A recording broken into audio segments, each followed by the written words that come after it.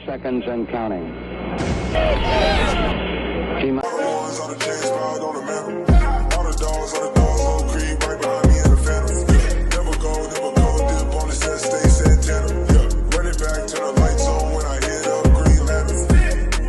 Hey, what's good, yo? Welcome back to another video. Today, we're going to be going over our linebacker group for the Texans, obviously. And I'm Anish. I'm here joined with Drew. And our linebacker group is probably our bread and butter of the defense.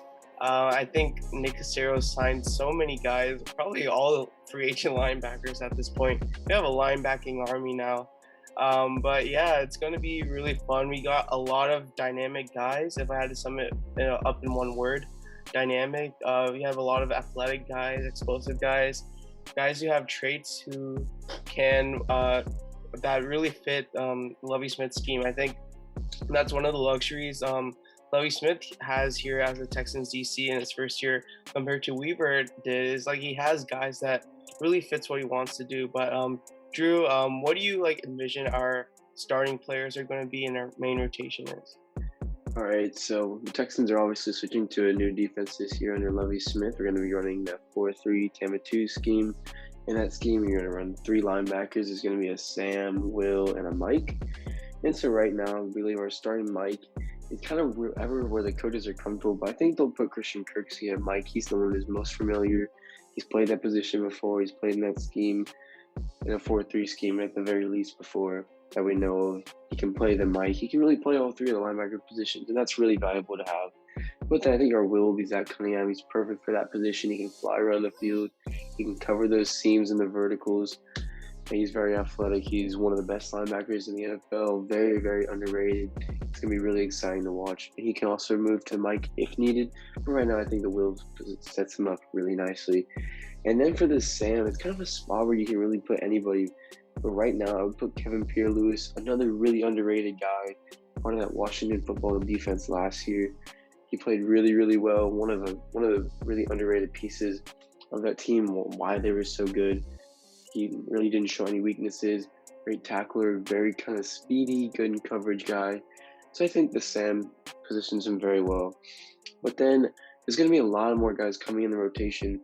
We recently signed Neville Hewitt kind of in the later part of free agency. He actually had 120 tackles this past season, kind of close to Zach Cunningham level actually. He coming off a season with the Jets. Neville Hewitt can play really any of the 3 positions. I see him more as a Mike linebacker. We also drafted Garrett Wallone. Now we know if he can play linebacker. He can play safeties from TCU. He can fly around the field. Very physical, high energy guy. Someone who's going to have to develop a little bit. I'm still really glad we have him on the team. And for the most part, it's just going to be a lot of those guys rotating in. The Texans are going to play whatever they feel is the best. But right now, I feel like those are our top guys to look out for. Yeah, I think also another name to look out for is Jordan Jenkins. I've seen some people on Texans Twitter think that he could be one of our sack leaders. He was absolutely a monster for the Jets. And he's pretty decent in coverage. Last year he allowed just 50% completion percentage, which is pretty good compared to some of the other guys on our team. So I'm excited to see him on our team. Another New York Jet like Neville Hewitt. And another people are kind of a little high are high on Joe Thomas too.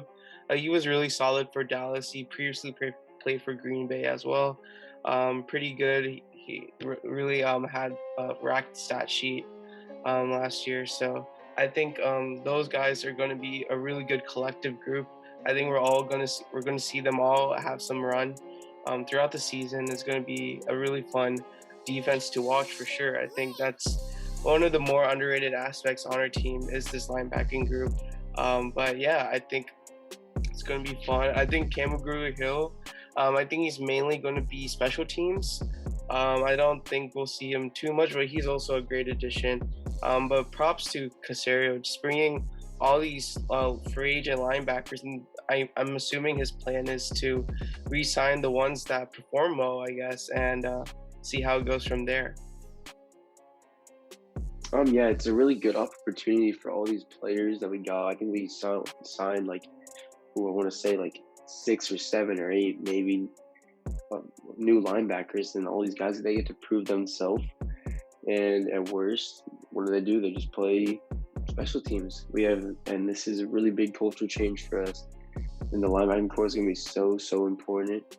The future of this team, the future of this defense with the new scheme in the 10-2, you have to be able to cover, and all these linebackers are going to have to be able to cover.